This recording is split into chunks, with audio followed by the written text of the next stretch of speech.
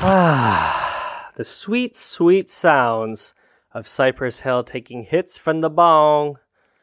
Speaking of marijuana, this episode I speak with James Rayman, a brain tumor cancer patient who's looking for support for expanding clinical trials of medical marijuana.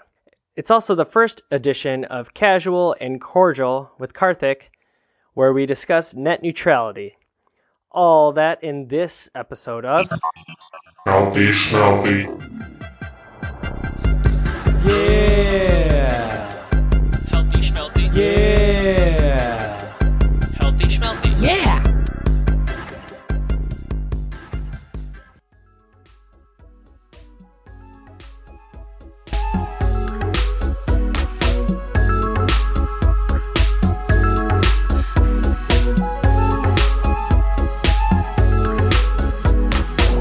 Easy, ready, will it all the time? When does it stop? Where do you dare me to draw the line? You've got the body, now you want my soul. Don't even think about it, say no go. I'll do anything that you want me to. I'll do almost anything that you want me to. I could go for that. Who can do I could go for that. I could go for that. Welcome to Healthy Schmelthy. I'm Rishi B, your public health master of ceremonies. Music for today's episode is courtesy Lonely Benson. The song you just heard is their cover of I Can't Go For That by Hall & Oates. You can find more songs on music streaming services like Spotify and YouTube. Lonely Benson also has a Kickstarter where you, yes you, can be involved in the development of their first album, and you can get some goodies in return for your help. You can find the link for that at the show notes for this episode at rishibee.com. That's RISHIBEE.com.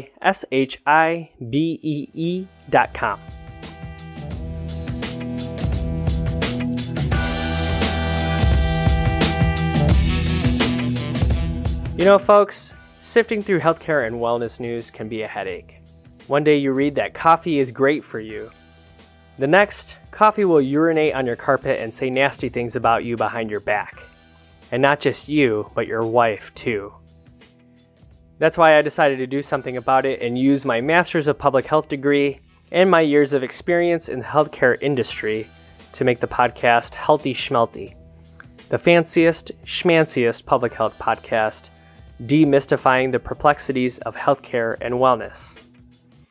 Today's episode, I'm joined by James Rayman, a cancer patient who's been struggling with a brain tumor for almost a decade. Based off his experiences with different cancer treatments, he's now looking for support to expand clinical trials of medical marijuana. In particular, Rick Simpson oil, a concentrated form of cannabis oil that's been recognized for its medical benefits, especially for cancer. So that's coming up later, but in a bit we'll be talking net neutrality in another edition of Casual and Cordial with Karthik. As many of you have likely heard by now, FCC Chairman Ajit Pai is pushing to end the rules the FCC instated in 2010 by the Obama White House administration. But first, I want everyone to just take a deep breath and prepare yourselves. This could probably be the most shocking thing ever, the most shocking thing that you'll ever experience in your life. You've guessed it, it's time for some good news, everyone. Good news, everyone!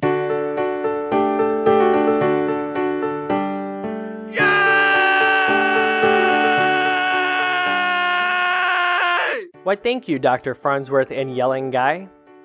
Alright, it's time for some good news. You know, everyone, listening to the news, like national, international news, can be such a chore sometimes and can just take you down in the dumps. I think every now and then it's good to have a nice positive story.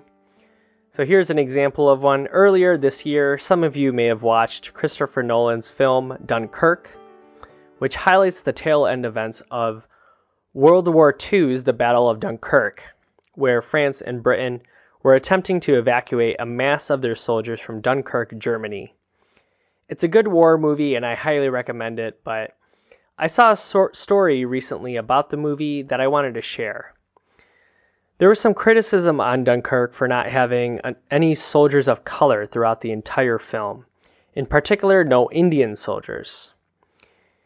Through the Britain's Royal Indian Army Services Corps, there were approximately 1,000 Indian soldiers who helped the British Army traverse the areas around Dunkirk, which border France, and they're very muggy and have swamp-like conditions. By this time in history, the British Army had updated all their gear to mechanical equipment, but all those tanks and gear weren't able to travel through the swamp-like environments surrounding Dunkirk. So the British Army brought in Indian soldiers from an area of Punjab, which at the time was part of India, but this area is now currently in Pakistan. And these soldiers trained pack mules even to this day. The soldiers were called the Force K6, and after their battle, their leader, a Colonel Ashdown, was ordered by the British Army to abandon the Indian soldiers and evacuate. But Colonel Ashdown refused, and he was court-martialed for disobeying the order. But the order was soon after thrown out. Isn't that good news, everyone? Someone having a backbone in the 1930s? Now, as for the Force K6 Indian soldiers, the British Ministry of Defense claims to have lost the records on these soldiers. But there is evidence that some returned to India, and some were retained in the UK, should their services ever be required again.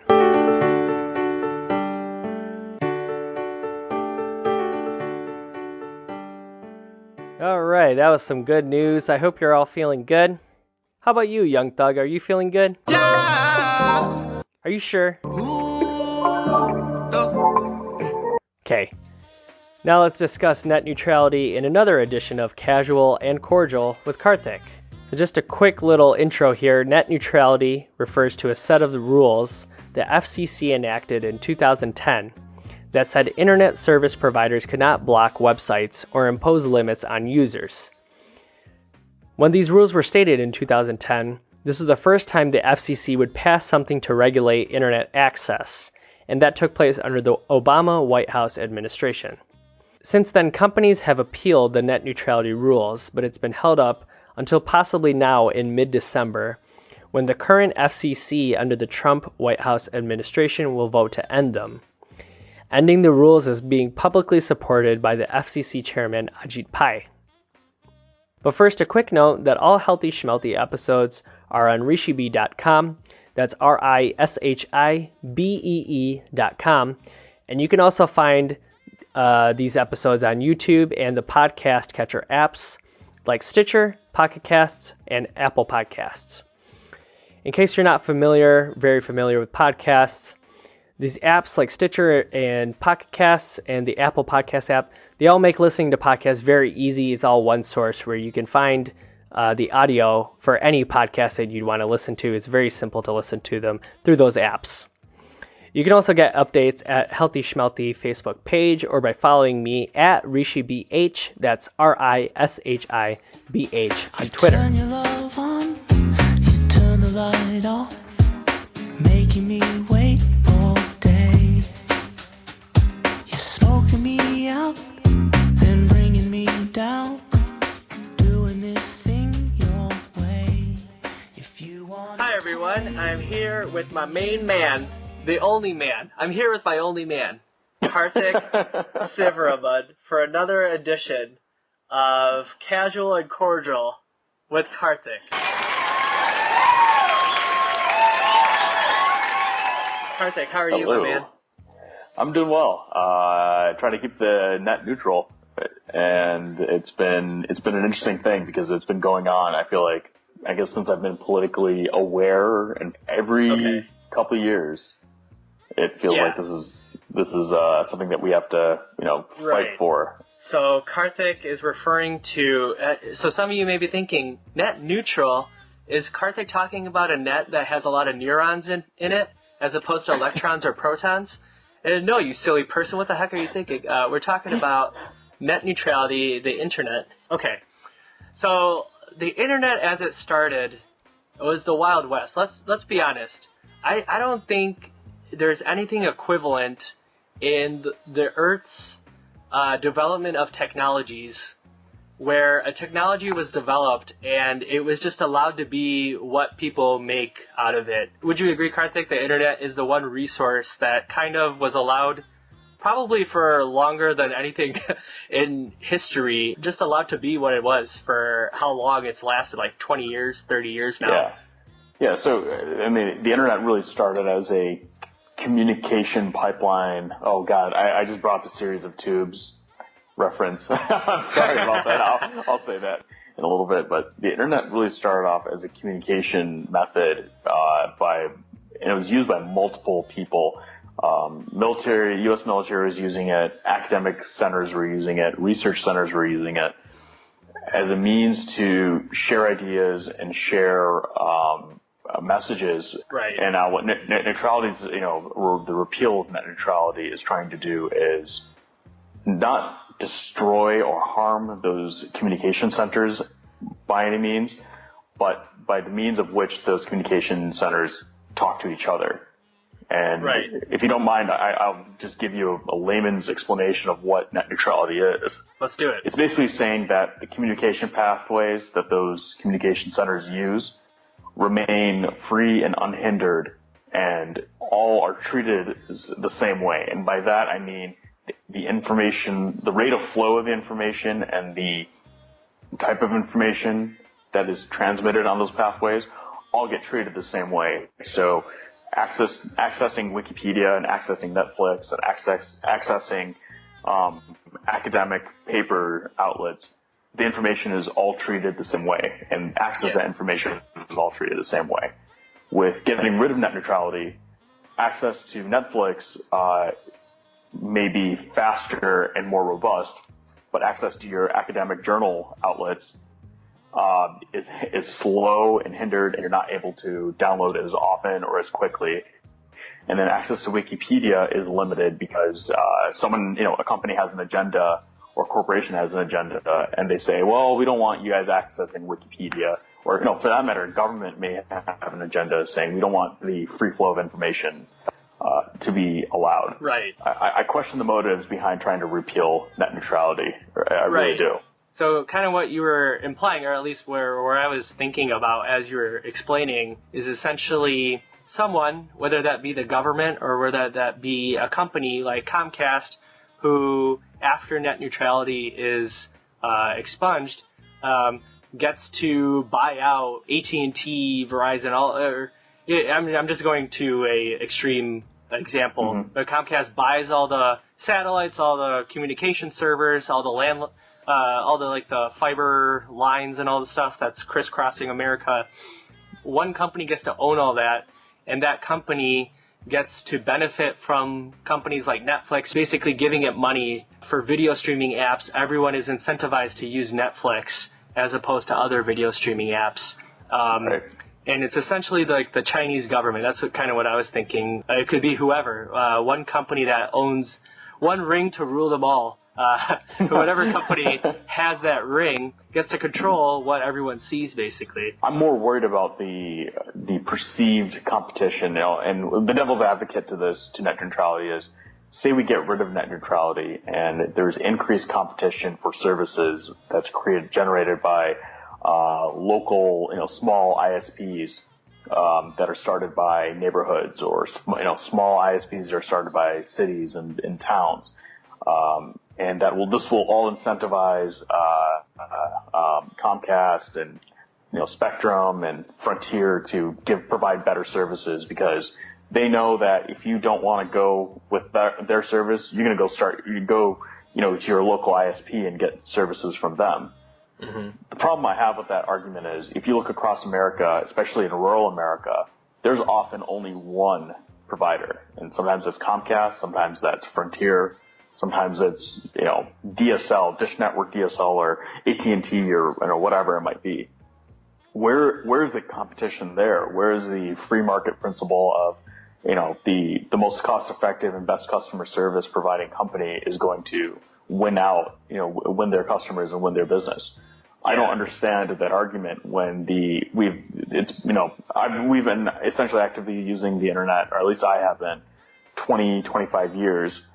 In the days of like AOL and dial-up, the reason why the free market worked then is because phone lines are a public utility, and there's no legal way that phone lines or phone companies that used to provide internet services, or AOL that used to provide internet services, could price gouge people, because the infrastructure was already there, legally and physically speaking, saying there's a standard way of charging for these services, and this is how you do it.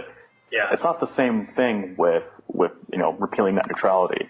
There's nothing Right. to say that Comcast, AT&T, Frontier, you guys have to play nice and actually provide reasonable service agreements with your customers. There's no way that this is going to work out in the favor of the customer or Right. internet users Right. on the other end.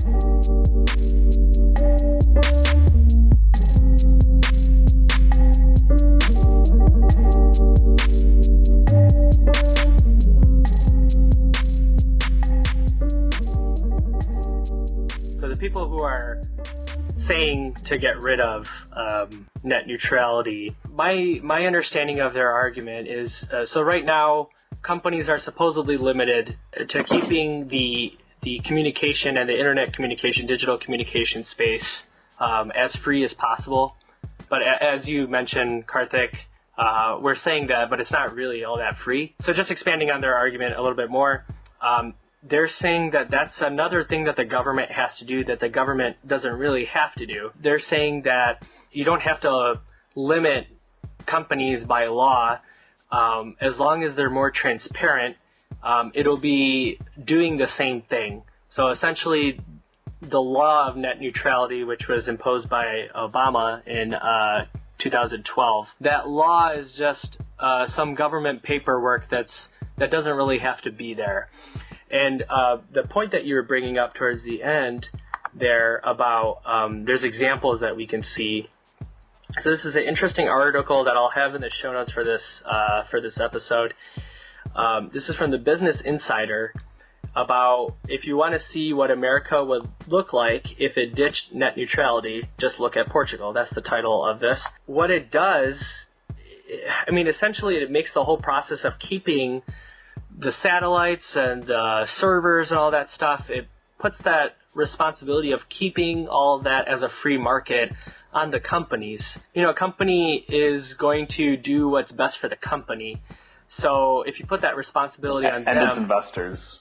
And its investors, exactly. So just really quickly, what happened in Portugal is they essentially went through the same exact spiel that we're going through now, except ours is with this guy Ajit Pai, who's the chairman of the Federal Communications Commission, FCC, and they had some Portuguese person, I assume. So in Portugal, they got rid of net neutrality, and I'm not seeing it quickly, but they got rid of net neutrality a couple of years ago. Their Comcast, which is called Mio, essentially bought up all the competition. And they did exactly what Karthik mentioned, which was a tiered service. So at the heart of it, it sounds good. At the heart of it, you're like, oh, okay, whatever. One company owns everything, and I can buy different packages for the apps and the services that I want to use. But when you dig into that a little further, what the company is allowed to do is nickel and dime you for every little thing. So at their basic package, which is 5 Portugal currencies a month, their basic packages is Skype and WhatsApp, and then your inherent messenger app that's with your phone. But then for Facebook, Twitter, LinkedIn, you have to pay another $5 a month. And then for Netflix, that's another $5 a month. And then for email, Google Drive, and then a cloud service, the Apple cloud service and the Samsung cloud service, that's another $5 a month. So essentially what they're able to do is nickel and dime you for everything that you buy a smartphone for. So one company is allowed to do that, and you can argue that that's what it's like now, but no, it's not really like that now, because you can pick which service, even though you only have a pick of a few, you can pick which service you want, and their packages are, because they have to compete with each other, their packages are much broader than just one service having the Facebook and then another service having the Netflix. And keep in mind, like, all of this started, I want to read a quote from the New York Times article, and I'll send you the link to this so that you can also post it in the show notes. Yeah. In a public comment earlier this year to the FCC, AT&T called the Obama-era rules an unprecedented regulatory overreach for which there's no economic or marketplace justification. The FCC rules mandated net neutrality principles under utility-style telecommunications law called Title II. So if you ever hear Title II, that's what they're referring to. And this dates back to 1934. The carriers fear that it all but ensures price regulation.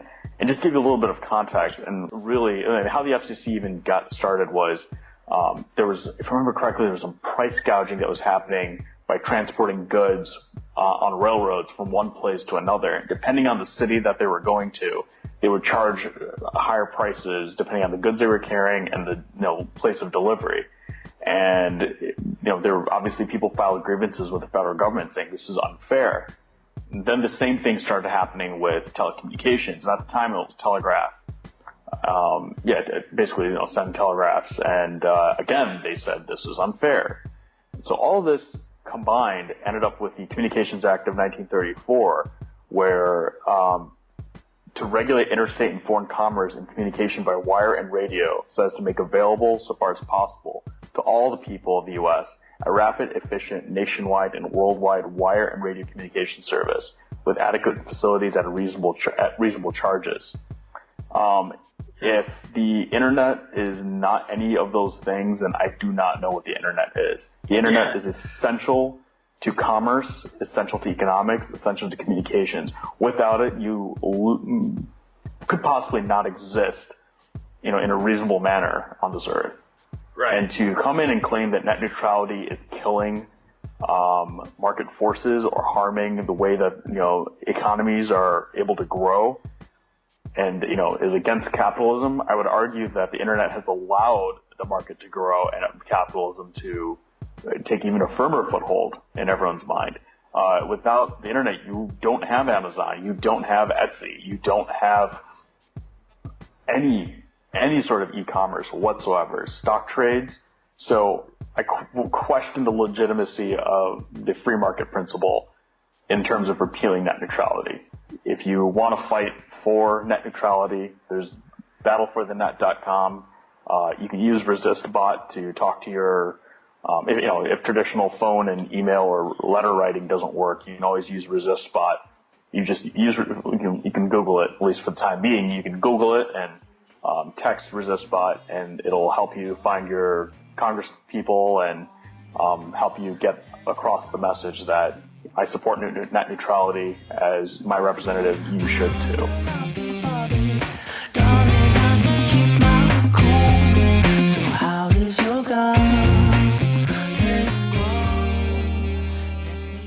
Alrighty, thank you so much for joining me, Karthik. So for Karthik and I, that's our gloomy outlook on what could happen if net neutrality were to be let go. So just a little note here for the listeners. Since recording that conversation with Karthik, I've heard other people discuss it with different views.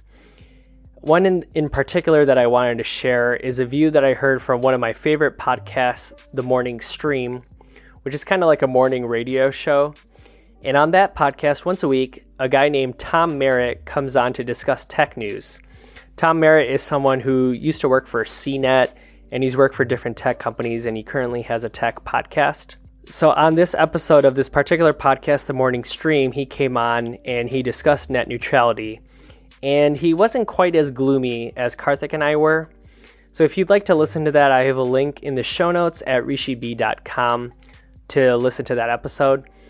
But just really quickly in general, his rebuttal to Karthik and I would be that although the FCC is part of the government, the decisions they make aren't really the end-all be-all, because companies still cave in to public pressure.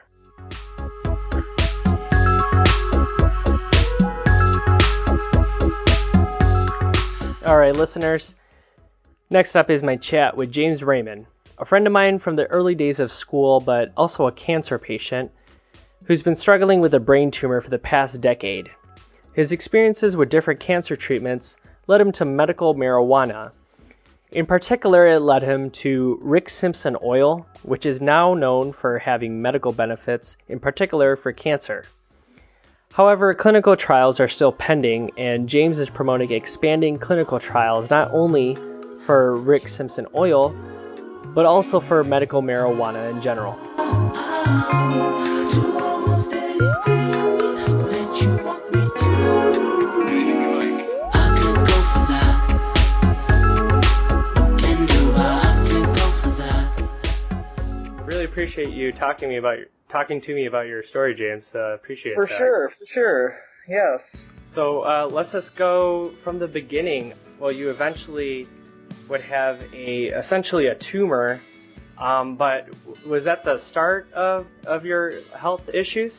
Well, I found out that I had a oligodendroglioma Okay. 7 years ago, but I don't know when it started. That kind of tumor has fingers. Okay, so what does that mean? It could spread potentially? Yes, and it has. Oh, It has. really? Yes, Oh, it has. okay. I've had multiple surgeries. I've been on chemo. I'm really? currently on chemo. Oh, you are? Okay. How long Yeah, have you been yeah. on chemo? I've been on Tamidar for 5 days, and 23 days off. So take me back to the beginning to 7 years ago when you first found out. So what was that? Were you going for something else and then they found that? Or they found symptoms? Well, when I was sleeping, I had a grand mal seizure. What does that mean, a grand mal seizure? It's when you pass out, you shake, you drool, you can potentially vomit. Have you had similar seizures in the past? I've had grand mal seizures about 3 times over 7 years. Okay. I normally have a typical type of seizure where I vocalize, like groan, twitch my head to like the left or the right, and then it goes away after like 15-20 seconds. So you have that grand mal seizure 7-ish years ago. Well, the first one rather. And Yes. so then you go seek treatment, or what happened after that? Well, my girlfriend called the ambulance, and she did all sorts of, like, they did an MRI, and they found out that I had a brain tumor. Oh man. Yeah. Is that something in your? I don't know if that's genetic or not, but is that something in your family history? My grandpa Rayman had a brain tumor. The same exact kind with the fingers that you're saying? I'm not sure, but Okay. Is that genetic, or is that? I kind of believe coincidental? so. Yeah. Yes, I think it's genetic. Huh. Wow. Okay. So you have that first one, and so that's. Does the diagnosis come pretty quickly of this? I might not say it correctly. Oligodendroglioma. Did that come pretty quickly? The diagnosis. Oh yeah, they said that. Oh, you have an oligodendroglioma. Does that mean cancer, or what exactly does that? Yes, Does that yes. mean a tumor? Yes, it means a tumor, which is a form of cancer. Which is a form of cancer. Okay, sorry. Yeah, this is, unfortunately, you're informing me about a lot of this. I wish you weren't, but, you probably have knowledge just based off of your firsthand experience, unfortunately. So what happens after the diagnosis? Well, the surgeon gave me a biopsy, which is basically where they cut my skin and my skull and take a little piece out just to test what grade of tumor it was. Oh, okay. What was the results of yours? It was a type 2. They go up to type 4.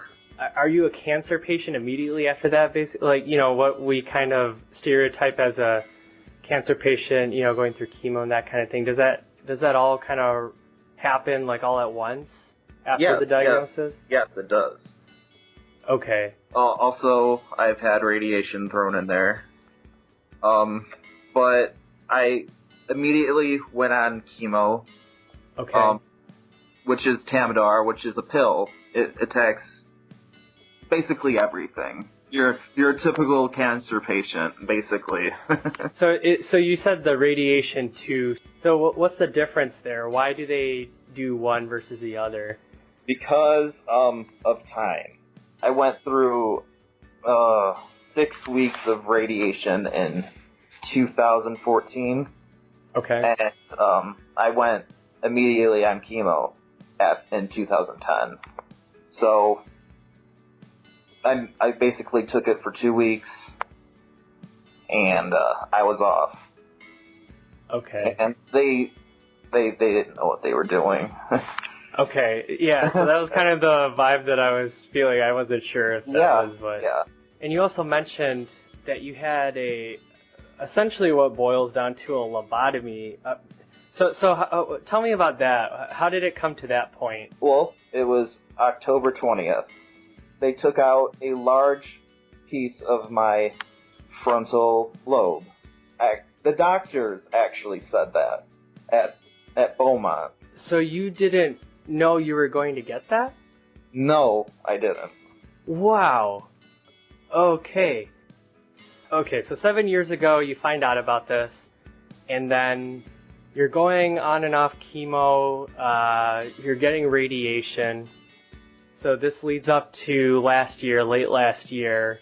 So what was happening preceding this? Were the symptoms getting worse? I was actually steady, healthy. I didn't have any signs of tumor, so they upped it to 6 months instead of 3 months. The checkups, the MRI. Oh, okay, gotcha. Yes, because that's the only way you can keep track of it. Yeah, you can keep track of it. So what were your guys' thoughts on the treatment that you were getting? Were you curious about alternative methods, or were you pretty happy with the treatment that you had received thus far at that point? No, I was pretty happy. I'm a pretty regular weed smoker. Okay. I started around 2010 smoking pot.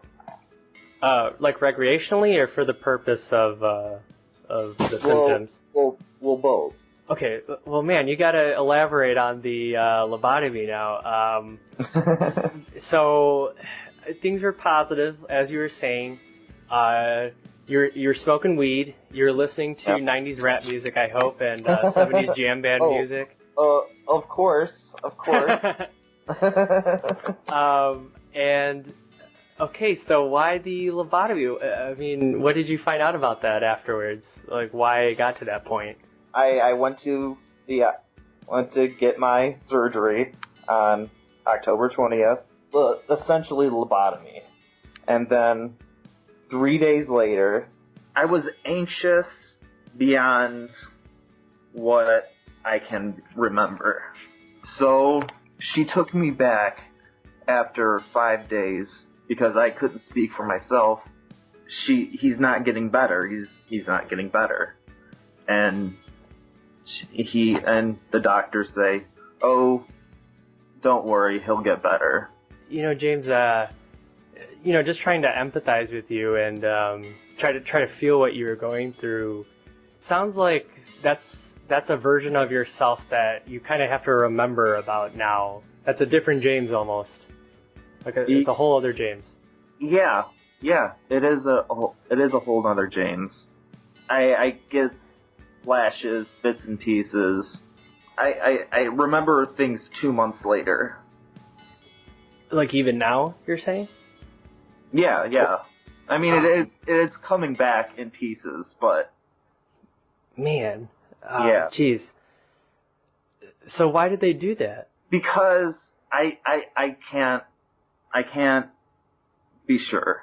So then the surgery that you had, did that not really do anything then? Well, no, it did something. Okay. It removed a large piece of my brain, and but there wasn't a tumor in my brain anymore. No, there was fingers. There were Fingers. still fingers. They couldn't remove all of it. There's Man. always going to be fingers. Oh my gosh, Jade. Ugh. It's a medication called Haldol. Okay. Yeah, and it was essentially making me go crazy. Why were you prescribed that? It was an anti-anxiety pill. Okay, well, that doesn't work. Yeah. Anti-anxiety, Yeah. and you're forgetting things. That sounds pretty anxious to me. Yes. I was just essentially having a panic attack,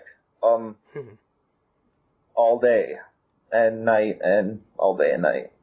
And you were still on that Haldol pill at that point. Yes, I was. How long had you been with your first doctor, the Henry Ford, at that point? I was going to Henry Ford, since 2012. But then, okay, so then once you go to Beaumont and you change doctors, things start getting back? The doctors, after like 2 weeks, I was transferred to the DMC. That was where Dr. Barger practiced, and he immediately got me off of Haldol. So, were you sent to DMC because their cancer treatment is better? Or what, Yes. do you know? Yeah. Okay. Yes. Close to you. Every day I wake up in some sort of peculiar paradise. But my head's all wrong. But I feel alright. Everything around me float away. Yeah. So, are you still smoking marijuana Yes. around all this? Yes, I am. And I want to tell you about what I'm currently smoking, which Okay. is Rick Simpson oil. Rick Simpson, okay. Yes. Sorry, I was going to make a really dumb joke that Rick Simpson is my favorite Simpsons character, but that's it. I'm sorry. Go ahead. Well, in the 70s, he created the most concentrated form of essentially pot. It has 90% THC. I went up to the UP to a Native American compound, which was made up of all white guys. And and I learned how to make Rick Simpson oil.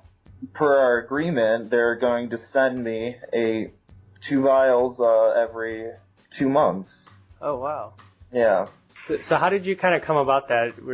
Was it because I knew about Rick Simpson oil since I started smoking, but Okay. I've never attempted to make it because you have to put it in the distiller, you have to wash it and put it in the distiller.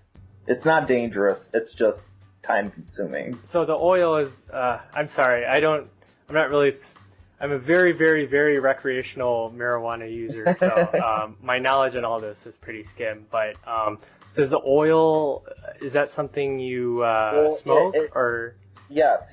Okay. You put it, you buy syringes, Okay. and then you suck it up. You pull back, and it's very thick. It's tarry. You have to use a blowtorch and a titanium dabber to do it. Dang. But there's other ways. This is how I'm smoking it now until I can Sure. afford other ways. Sure.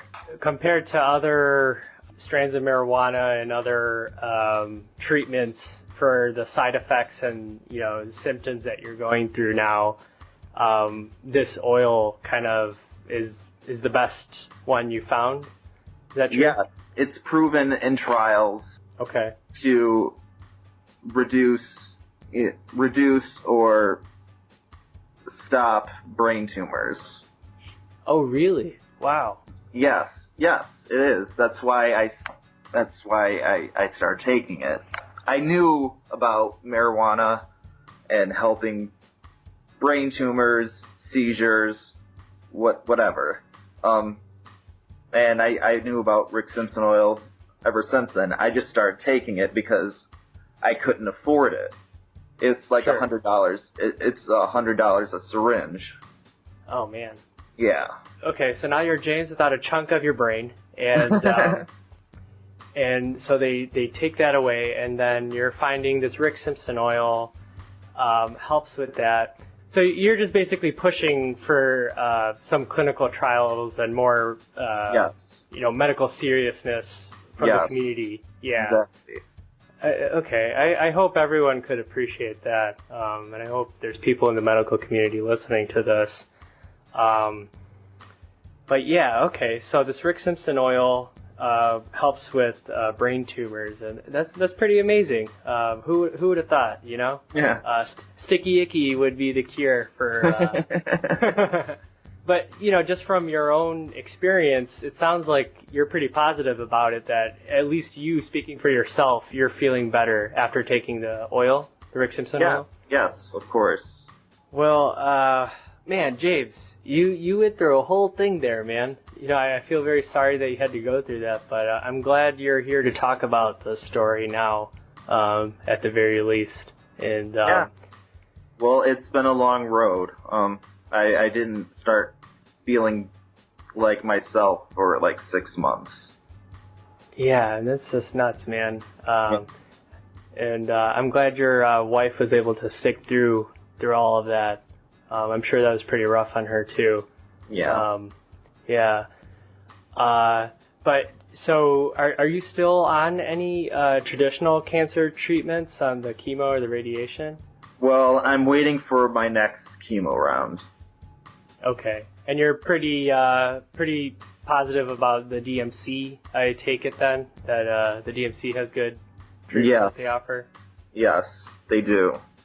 Okay. Especially for brain tumors. I hope people listening, I think there could be some support done out there for getting some more serious clinical trials and medical study done on the uses of marijuana. We're just asking for studies, man. We're not talking about everyone joining the Grateful Dead immediately, Let's just, let's just get some studies done. Where fields of flowers bloom in the sunshine, and when we kiss,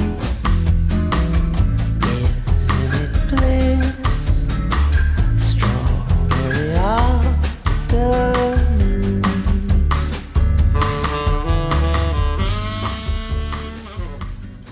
So that was my chat with James. You can find links about Rick Simpson oil in the show notes for this episode at rishibee.com. That's RISHIBEE.com. Hey, many thanks to my former high school swim team teammate James Rayman for opening up about his experiences with me. All right, so I think we're just about wrapped up here.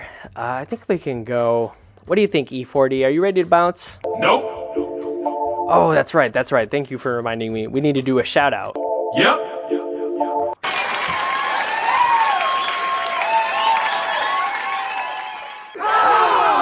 To get a shout out, make sure you reach out to me and leave a comment at rishibee.com on one of the episode comment forms, or write in to therishibee@gmail.com. That's the RISHIBEE@gmail.com. You can also leave comments on any of the YouTube videos or tweet me at rishibeh. So first up here, first shout out, recently on the Healthy Schmelthy Facebook page, I shared an article from Healthcare IT News about how the electronic medical records software company Epic is getting hit with a lawsuit claiming their software leads to overcharging. We'll see how that lawsuit plays out, but I added a note that the government should spend less time worrying over the Obamacare mandate and more time with quality and waste, like developing EMR standards. I did that on the Facebook page. My friend Sagnik, who works with EMRs, he wrote in challenging this assertion, and I think I'll be bringing that to the podcast soon. That's a nice little lively debate. Who doesn't like a lively debate, huh? Another note here, another shout out. I'm excited to have a new listener. I'm always excited for any new listener.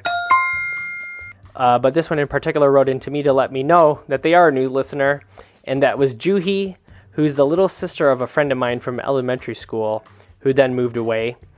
So I don't think I've seen Juhi since she was a toddler, but we all hung out recently, and now she's listening to my podcast. Wow, technology and time, am I right, everyone? Another shout out here, and this one is for health insurance. So for anyone out there who doesn't have it, open enrollment will be going on until December 15th. And if you have any questions about what your options are, please check out healthcare.gov or call 1-800-318-2596. These are resources available to anyone regardless of their income. Now, just a note here about subsidies. Even with the recent executive order that Trump put in, subsidies are still available and you may qualify. In fact, Trump's recent executive order got rid of insurance company cost-sharing subsidies, but that had the unintended effect of increasing subsidies from the government. So you may be able to get better health care for cheaper, depending on your income and your situation. So once again, check out healthcare.gov or call 1-800-318-2596, or if you're local to Michigan, you can also contact ferncare.org, which offers free healthcare consultations for adults. So your resources are healthcare.gov or ferncare.org, that's FERNCARE.org, or 1-800-318-2596.